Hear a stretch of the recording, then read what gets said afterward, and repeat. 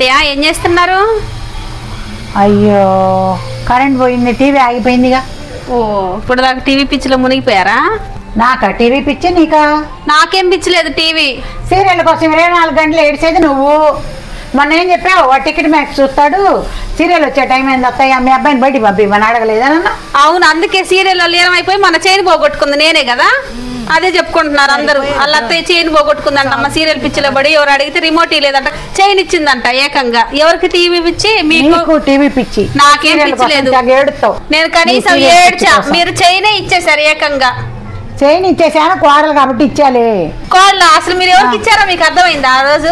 నాకు తెలిసిందిలే. ఏం తెలిసిందే మీకు? తర్వాత నేను వచ్చి చెప్పా నువ్వే తీసుకున్నావు అని నాకు తెలుసు. అదే బయట వచ్చి తీసుకుని వెళ్ళిపోయింటే అయిపోయేది. నేను కాబట్టి మళ్ళీ చెప్పా మీకు. అంత సోహ లేకుండా నీ అంత సోహ లేకుండా ఉండను. నాకేం అంత పిచ్చి లేదు టీవీ మీలాగా అలా చూడను.